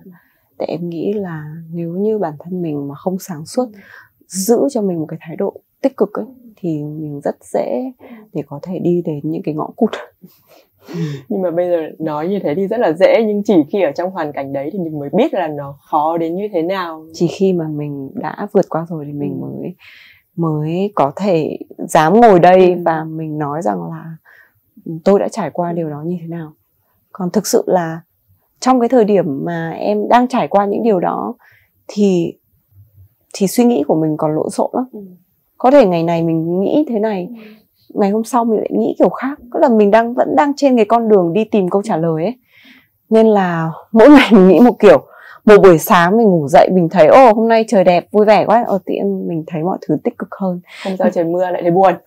Có những ngày mà ngủ dậy không biết lý do vì sao mình buồn. Xong rồi mình lại bị suy nghĩ tất cả những cái thứ xảy ra trong cuộc sống của mình một cái cách tiêu cực hơn. Thì mình lại dẫn đến những cái quyết định, những cái hành động nó lại không được gọi là đúng đắn trong cái thời điểm đó. Cuộc đời là những bài học. Em nghĩ là đến bây giờ không phải là mình đã học được hết đâu. Còn rất nhiều thứ nữa mà mình phải học. Còn những thử thách nữa đúng không? Sẽ còn rất nhiều, nhưng mà em lại cảm thấy là kiểu cứ qua mỗi thử thách, qua mỗi bài học mình trưởng thành hơn ấy, thì em lại cảm thấy càng ngày càng thích bản thân mình nhiều hơn. Đúng. Càng ngày em càng yêu bản thân mình nhiều hơn. Và khi mà mình nhìn lại những cái thử thách ấy đã xảy ra với mình ấy, thì mình lại cảm thấy là wow, mình cũng giỏi đấy chứ. Mình đỉnh. mình đỉnh, mình vượt qua được, mình quá đỉnh. Nên là em sẽ luôn, những ai mà kiểu đang gặp khó khăn về mặt tinh thần, tâm lý, hay là những cái khó khăn thử thách trong cuộc đời ấy, thì em có thể là sẽ đưa lời khuyên, nhưng mà em biết chắc chắn rằng là đấy là những gì mà họ phải trải qua trong cuộc sống này, và người phải tự tìm ra được cái câu trả lời cho bản thân mình, chứ không ai có thể giúp được họ đâu. Không ai có thể giúp được. Có thể tự mình phải nhận ra những cái vấn đề, tự mình phải nhận ra, tự mình phải làm việc với bản thân để mình biết rằng là mình phải đi thế nào cho đúng, mình phải sống sao. Đó thì qua hết những cái đó rồi thì em vẫn luôn cảm thấy là những cái người mà họ có thể vượt qua được những cái ải trong cuộc sống á, thì em vẫn luôn cảm thấy họ là những người rất là dũng cảm. Và em muốn kiểu chúc mừng những ai mà kiểu đã từng lọt vào hố sâu nhưng mà có thể vượt qua được. Chị cũng muốn chúc mừng cả em nữa, bởi vì không chỉ là một mà rất là nhiều lần. Và em vẫn tiếp tục, em đứng lên và em vẫn làm tiếp, tôi có thể làm được. Giống như cái buổi talk năm ngoái, em có nói một câu Chipu sẽ làm những điều mà mọi người nghĩ rằng Chipu không làm được. Tại vì thời điểm đó có thể nghe câu đó nói đó thì giống như là kiểu các bạn càng ngăn tôi lại thì tôi lại càng làm.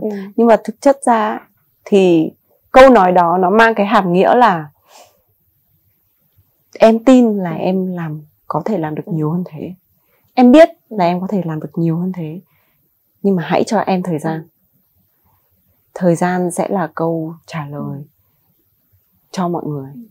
Chi Pu là ai và Chi Pu cô ấy làm được những gì. Chứ không thể ngày 1, ngày 2 mà giỏi liền được. Mọi thứ nó cũng vừa là cái quá trình, mà nó cũng là thời điểm nữa. Nó phải là cái thời điểm nào đó phù hợp. Nó bắt buộc phải cho em trải qua những cái thứ nó rất là khó khăn để có thể giống như là một cái sự chuẩn bị cho em vậy đó. Để em biết là trong tương lai tôi phải như thế nào thì tôi mới xứng đáng với những cái gì tốt đẹp hơn sẽ đến với mình trong tương lai. Và cũng là một cái cách mà để những gì mà mình có được trong tương lai ấy, mình sẽ biết cách trân trọng nó hơn. Một lời khuyên rất sâu sắc. Nhưng mà chị thấy là cái việc mà giữ cho mình một cái niềm tin và cái con đường mình đi ấy, khi mà mọi người nói rằng là cái con đường đấy mày đi là sai rồi, cái điều này nó rất là khó. Khi mà mọi người nói rằng là mình không thể làm cái này không tốt, nhưng mà khi mà cái việc mà mình giữ được cho mình cái niềm tin đấy để mà mình đi tiếp ấy, và mình tin rằng là cái con đường phía trước của mình nó đang còn rất là nhiều thứ mà mình có thể làm được, nó rất là khó ấy. Em nghĩ là trong cái quá trình mà mình đang làm một điều gì đó mà nó vẫn chưa thấy được cái thành quả ấy, nhiều người muốn ngăn mình lại, nhưng mình vẫn tiếp tục làm. Như em chia sẻ, bản thân mình nghĩ đấy là mình đang rất là kiên định với những cái mà mình mong muốn, mình vẽ ra cho cuộc sống của mình.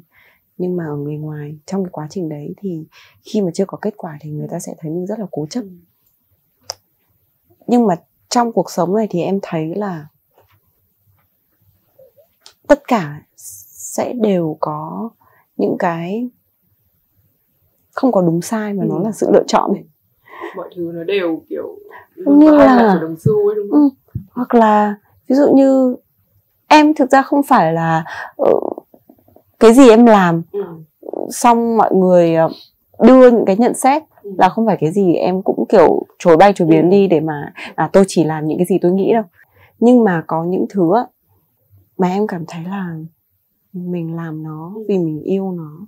Khi mình làm nó mình cảm thấy rất vui. Khi mình làm nó là mình luôn có động lực để mình làm cho nó ngày một tốt hơn. Và mình tin rằng là nếu mà chỉ cần cái tình yêu này của mình chăm chỉ, mình nỗ lực, chắc chắn là nó sẽ có một ngày nó tốt hơn. Thì đấy là cái niềm tin mà mình luôn phải bồi đắp, nhắc nhở bản thân hàng ngày. Và thực ra đấy là cái sự kiểu hạnh phúc vui vẻ khi được làm điều mình thích ấy. Thì em nghĩ là sẽ không có gì có thể cản được mình cả. Đấy có phải là cái mà khiến em nhận ra rằng là mình đang đi đúng hướng, đúng không? Cái niềm vui và cái tình yêu khi mà mình làm cái công việc này, cái sự say sưa đấy, nó là cái điều mà nhắc mình nhớ rằng là mình đang đi đúng hướng, chứ không phải là mình đang cố chấp đâu. Em thấy là trong cuộc sống này mình được làm cái mình thích, mình yêu, đấy là tuyệt vời nhất. Đấy là sự tự do. Và nếu như mình có cơ hội để mình được làm cái mà mình thích, mình yêu, thì nên theo đuổi điều đó đến cùng. Tại vì những ai mà tìm được cái niềm yêu thích trong cuộc sống này, và ai mà tìm được cái đam mê trong cuộc sống ấy, là những người rất may mắn. Vì họ sống có mục đích. Em nghĩ vậy. Còn nếu như kiểu trong cuộc sống mà chúng ta không biết chúng ta thích cái gì, chúng ta yêu cái gì, chúng ta đang cố gắng vì điều gì, thì em nghĩ rằng là nó giống như là chúng ta đang sống qua ngày nữa. Và giống như là mình đang bơi ở đang trên bơi một cái bờ biển mà mình không biết là mình nên bơi đích đến là ở đâu nào. Và cũng kiểu nên là cố gắng. Em nghĩ là trong cuộc sống ai cũng sẽ có những cái niềm đam mê, là sở thích khác nhau. Giống như em nói vậy thôi, chứ mà một phần là mình theo đuổi cái đam mê của mình tìm ra được con đường. Và may mắn là cái con đường đó nó cũng tạo ra được cái tài chính để mà mình có được một cái cuộc sống nó ổn định. Nhưng bên cạnh đó mình cũng phải nhìn theo hướng thực tế nữa, là cái đam mê đấy nó có đủ nuôi sống mình hay không. Thì mình sẽ phải có những kế hoạch trong cuộc sống của mình cũng phải thực tế lên. ví dụ như em cũng suy nghĩ rằng là cô Chi Pu không biết là bây giờ 30 tuổi, không biết là sẽ nhảy được như thế, hát được như thế đến bao giờ. Vậy nên là mình suy nghĩ thực tế một chút đi, đến bao giờ. Vậy nên là trong cái thời điểm hiện tại này là em cũng đã bắt đầu xây dựng những cái lĩnh vực khác của mình để mà mình cảm thấy yên tâm là về sau 50 tuổi, 60 tuổi tôi không thể nào mà tôi nhảy hùng hục nữa. Thì lúc đó là tôi đã có một cái gì khác để tôi cảm thấy là tôi vẫn có công việc để làm, tôi vẫn có một cái nguồn thu nhập để có thể nuôi sống bản thân cho gia đình của mình. Đó. Thì mình sẽ phải luôn chia cái não của mình ra theo nhiều cái hướng khác nhau, hướng thực tế và hướng mà kiểu cho mình có thể bay bổng mơ mộng. Em vừa nhắc đến tuổi 30. Tôi đã 30 tuổi. 30 hay là ba mấy? 30. Em 30 thì em mới bước sang tuổi 30, em chớm. Em chớm bước sang tuổi 30 đúng không? Vâng ạ. Là năm nay là vừa tròn bước sang cột mốc tuổi 30 luôn. Hè này vừa sinh nhật xong là bước sang tuổi 30 Em cảm thấy như thế nào? Mọi người thường nói rằng là cái cột mốc đấy là một cái cột mốc mà thay đổi toàn bộ suy nghĩ, cuộc sống, cách nhìn của mình về cuộc đời. Em thì sao? Cái cách nhìn nhận của mình về cuộc đời ấy, nó không dựa trên số tuổi hay là cột mốc về số tuổi, mà nó thay đổi từng ngày luôn. Từng ngày luôn. Em thấy kiểu mỗi ngày nó đều có những cái thay đổi mà. Không chỉ bản thân em thấy tất cả mọi người. Kiểu mỗi ngày tôi đi làm, tôi gặp những người mới, tôi gặp những công việc mới, tôi học được những điều mới. Thì bản thân cái nhận thức của mình ấy, sẽ có những cái sự thay đổi theo từng ngày rồi. Chứ nó không phải là cột mốc theo tuổi tác nữa. Có lẽ đấy là một cái mà chắc văn chương hay nói nhiều quá, nên là mọi người sẽ cảm thấy là tuổi 30 là một cột mốc gì đó mà kiểu ở giữa cái thanh xuân và sự trưởng thành. Nhưng không, có những người 30 vẫn chưa trưởng thành.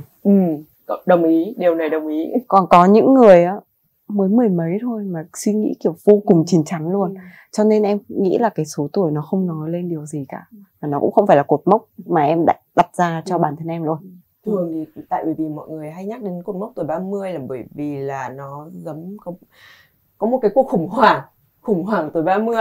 Là khi mà mình bước sang tuổi 30 là mình sẽ bắt đầu phải nghĩ đến việc rằng là một cái sự nghiệp dài hơi, tôi sẽ phải xây dựng cuộc sống của tôi như thế nào, những cái kế hoạch lâu dài. Rồi ví dụ như em là người nổi tiếng thì có lẽ là cái việc ấy nó sẽ đỡ hơn một chút. Nhưng mà với những cái bạn trẻ bình thường đi chẳng hạn, các bạn sẽ có những cái mối băn khoăn về sự nghiệp.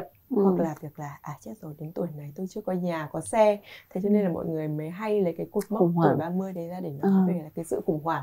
Khi mà mình nhìn những cái người xung quanh đã có cái cuộc sống ổn định, đã có một cái sự nghiệp hoành tráng rồi, thế là cũng cuống đấy. Tại vì thực ra tất cả những cái khủng hoảng đấy đôi lúc nó còn nó đến từ sự kỳ vọng của những người xung quanh mình nữa. Giống như là 30 tuổi chưa lấy chồng, mẹ hối. Mẹ có hối không? Đó là một cái sự kỳ vọng đến từ mẹ. Thực ra là cũng có. Bố em thì em biết là cũng có những cái lúc mà cũng kiểu hỏi đã có đang quen ai không hay cái gì đấy. Nhưng mà bình tĩnh đi, đâu sẽ có đó, cứ từ từ. Đừng hỏi con. Còn trẻ mà, đúng không? Vẫn còn trẻ, tâm hồn vẫn còn trẻ, tất cả mọi thứ vẫn còn trẻ, vẫn còn rất nhiều cái dự định, kế hoạch trong cuộc sống của em. Mà em nghĩ là việc kết hôn chưa phải là cái ưu tiên trong thời điểm hiện tại của em. 30 tuổi con sớm quá để lấy chồng. Vâng, sớm. Một tấm chiều đã trải rồi cho biết. Thực ra bây giờ em bắt đầu nhìn thấy kiểu bạn bè xung quanh em là cũng bắt đầu tay bồng bế một đứa cháu rồi đấy. Ở trên đi chơi với các nhóm bạn chung là mình bắt đầu là trong vai trò là trông trẻ. Đúng. Hoặc là nựng con của bạn. Đó. Nhưng mà lúc đó thì các bạn em kiểu ủi Trì sướng nhá, bây giờ vẫn còn kiểu có thời gian đi chơi đi chủng các kiểu. Bây giờ đây tay ôm con rồi không được đi chơi đâu hết. Sướng quá. Đấy. Thành ra là mỗi người sẽ có những cái kế hoạch trong cuộc sống khác nhau. Mỗi người sẽ có một cái chặng đường riêng để mà mình lựa chọn cách mà mình cảm thấy hạnh phúc, đúng không? Em đề cao việc là làm sao sống thế nào. Thì tất cả mọi điều mình làm đều phải dựa trên cái sự hạnh phúc của bản thân. Thế nào mà bạn phải cảm thấy vui nhất, bạn cảm thấy hạnh phúc nhất, bạn cảm thấy thoải mái nhất, thì đấy mới là mình sống trong cuộc sống của mình. Chứ mà vì sự cái áp đặt của mọi người, vì định kiến xã hội, vì những cái kỳ vọng của những người xung quanh, đôi lúc cũng là kỳ vọng của mình dành cho chính mình nữa. Nếu như bạn kỳ vọng thì bạn phải cố gắng nỗ lực để bạn đạt được cái kỳ vọng mà bạn dành cho chính bản thân mình. Nếu mà điều đó khiến cho bạn cảm thấy hạnh phúc, nếu như cái kỳ vọng đấy không khiến cho bạn cảm thấy hạnh phúc thì bạn đừng kỳ vọng. Không, tất cả dựa trên sự hạnh phúc. Tiêu chuẩn của em là sự hạnh phúc. Chị thấy là kiểu khi mà có quá nhiều những cái kỳ vọng của những người xung quanh ấy, đôi khi nó sẽ là mình bị nhiễu ấy, tức là kiểu mình sẽ không nhận ra được là thật sự là tôi muốn gì, mà mình sẽ luôn nghe rằng là bởi vì người này bảo là mày phải thế này, đến tuổi này phải thế kia, thì mình sẽ kiểu mình bắt đầu mình không nghe được chính cái mong muốn, không nghe được chính cái tiếng nói của mình. Bản thân mình nữa. Nên là thực ra em cũng thường là nghe rất nhiều ý kiến, nhưng mà em vẫn sẽ dành cho em cái khoảng thời gian để em thật là yên tĩnh, và em lắng nghe chính mình, để em hiểu là cái câu trả lời nó phải đến từ chính mình, chứ không phải đến từ người khác. Em sẽ luôn làm một điều gì đó nếu như bản thân em thực sự muốn làm điều đó.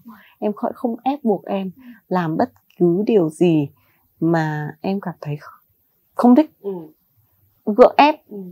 Ngày xưa em đã từng gượng ép bản thân mình làm những thứ mà em nghĩ là vì người khác muốn thế rồi. Vì người khác muốn thế cho nên là em mới phải làm điều đấy. Và rồi sao? Và rồi em thấy không hạnh phúc. Dù mình có làm rồi đấy, xong rồi mình cũng thấy không hạnh phúc.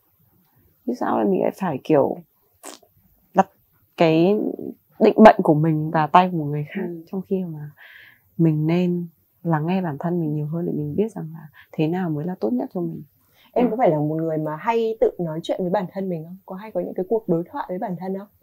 Đấy là cái điều mà mình phải tập luyện. Em đã phải dành thời gian tập luyện rất là nhiều. Tại vì ngày xưa ấy, em nghĩ là mỗi khi gặp bất kỳ vấn đề gì trong cuộc sống, em có thể là sẽ tìm đến những người thân cận để em hỏi này nên như nào, nên như nào. Nhưng mà sau cuối cùng em thấy là em vẫn sẽ làm theo cái mà cái quyết định của em. Dù em có hỏi ABC YZ như nào, em vẫn sẽ làm theo cái quyết định của em. Mọi người có cho lời khuyên như thế nào đi nữa thì nếu mà em thấy là kiểu khuyên vậy mà em thấy không có đúng với em á, thì em cũng sẽ không làm. Vậy nên là sau này thì có thể tham khảo ý kiến của rất nhiều người khác, nhưng mà em vẫn dành cho mình, tập luyện cho mình cái việc là kiểu dành cho mình cái khoảng thời gian để phân tích, tự mình suy nghĩ và tự mình lắng nghe xem là bản thân mình có thực sự bản thân mình thực sự muốn như thế nào. Thiền định. Em có thiền không? Em thiền. Em có thiền không? Em có thiền. Thiền nhiều không? Là cái trong khoảng thời gian 4 năm trở lại đây thì em kiểu nghe, đọc và thiền rất là nhiều, để kiểu đấy là khoảng thời gian mà kiểu em vẫn đang đi tìm câu trả lời đấy. Em không biết, và em cũng kiểu có những cái khoảng thời gian nó rất là tinh thần của mình bị tiêu cực ấy, nên là em phải tìm đến những cái phương pháp như vậy để mình trở calm lại rồi mình nó rõ ràng hơn, đúng không? Và đôi lúc là để mình không phải suy nghĩ gì nhiều. Đôi lúc không suy nghĩ gì cũng là một cách tốt. Cái giai đoạn khi mà em hạ album của mình, em quyết định em không ra mắt nữa ấy, đó có phải là một cái quyết định khó khăn không? Nó là một quyết định khó khăn chứ. Tại vì mình cũng đã chuẩn bị rồi mà. Mình rất kỳ vọng vào nó, đúng không? Mình mà dừng lại nó coi như là bao nhiêu những cái thứ cho mình chuẩn bị, mình cũng đã tốn rất là nhiều chi phí cho cái dự án đó rồi. Mà mình dừng lại có nghĩa là mình không thu hồi vốn được. Thực sự mình không thu hồi vốn được, là mình chấp nhận là mình sẽ bị gọi là thua lỗ trong một cái dự án rất nhiều. Thì mình cũng, đó là một cái khó khăn. Nhưng mà trước khi em bắt đầu vào dự án này, đã có một vài lúc em có một cái linh cảm về cái việc là có một cái gì đấy nó vẫn không làm mình vui. Ở trong cái cuộc sống này nói chung hay là trong cái dự án đấy, trong lúc em làm nhạc, em đi thu âm, đã có những lúc em ngồi lại với cả team của em, sẽ nói rằng là em đã từng nói rồi, hay là bỏ hết đi làm lại từ đầu. Xong rồi mọi người nói là nghĩ rằng là bây giờ mình cũng đã đầu tư hết như vậy rồi, hay là thôi mình vẫn cứ cho ra mắt album này đi, coi như là để chốt hạ đây là cái màu sắc của Chi Pu, một cái Chi Pu mà trước giờ mọi người đã thường được nhìn thấy.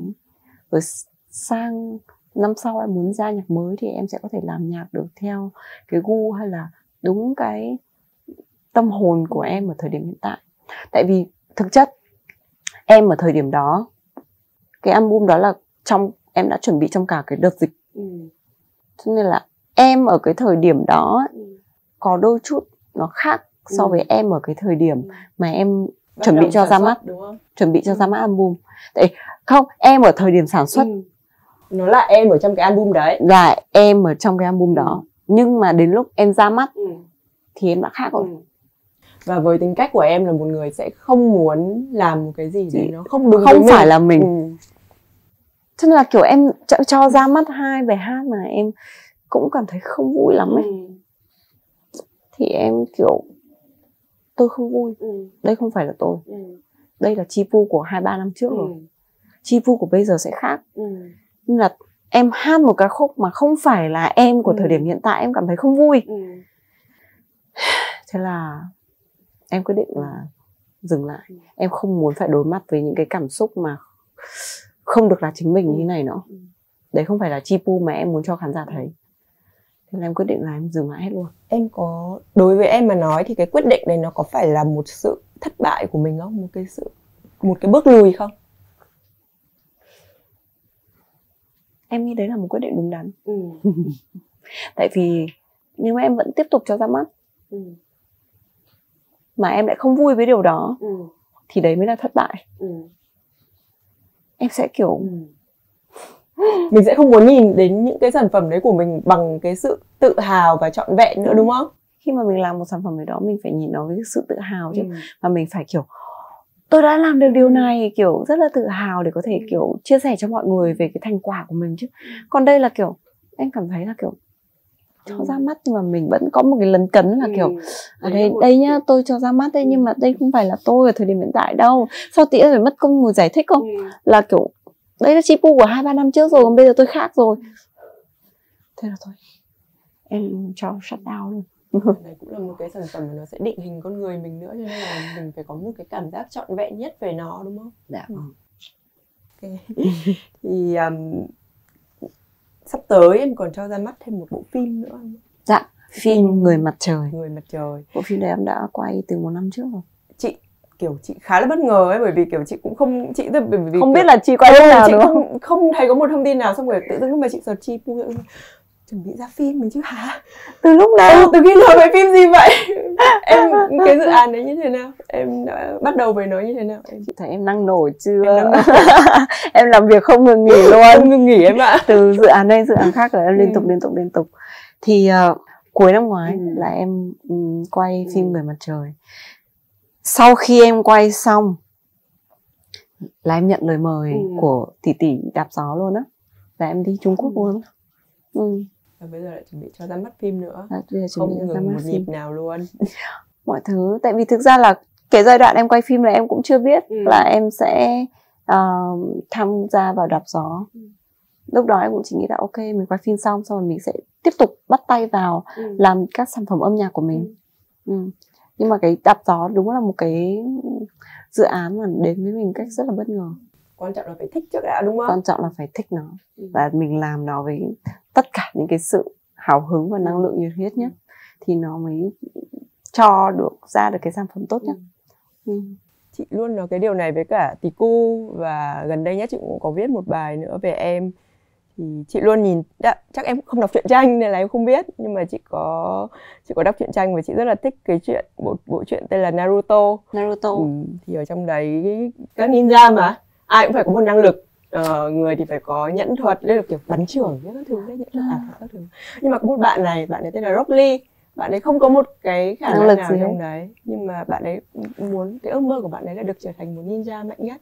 Thế là bạn ấy luyện võ, gọi là thể thuật đấy, và bạn ấy bảo rằng là thầy giáo của bạn ấy bảo rằng là bạn ấy có thể không phải là một thiên tài, không phải là một người có khả năng ảo thuật, nhẫn thuật gì đấy, nhưng bạn ấy là một thiên tài của sự nỗ lực. Và chị nói về Tiku từ ngày đầu tiên khi mà em đi hát và cho đến tận bây giờ, trong mắt chị em vẫn luôn là một thiên tài của sự nỗ lực. Thế là kiểu khi mà nhìn thấy em vào ngày hôm nay trong suốt hành trình vừa rồi, kiểu thật sự rất mừng cho em. Chúc mừng em. Cảm ơn chị, em cảm ơn chị. Chúc mừng em. Ngoài bộ phim ra thì không biết trong tương lai sẽ còn có một dự án nào đấy sắp tới của Chipu không mà có thể tiết lộ một chút với các bạn? Thay cho lời tạm biệt. Em sợ mấy cái tiết lộ này thế. Tại vì đấy, lại sợ lại làm không tới hay cái gì đấy, lại mọi người lại mong chờ mà mình lại không ra mắt đấy. Thực ra là em vẫn sẽ cho ra sản phẩm âm nhạc tại thị trường nào thì chưa bật mí được. Ok. Nhưng em mong muốn là mình hiện tại mình đang có cơ hội ở nhiều thị trường khác nhau, thì em cũng sẽ cố gắng làm sao để có những cái hoạt động để có thể hoạt động được song song ở các thị trường. Chắc chắn là mình vẫn sẽ phải có những cái hoạt động tại Việt Nam rồi, tại vì cái nôi của mình mà. Bên cạnh đó thì mình cũng vươn ra thế giới, mình tìm kiếm những cái cơ hội mới để mình có thể không còn là thử sức nữa, nhưng mà là cơ hội mới để mình phát triển sự nghiệp một cách mạnh mẽ hơn nữa.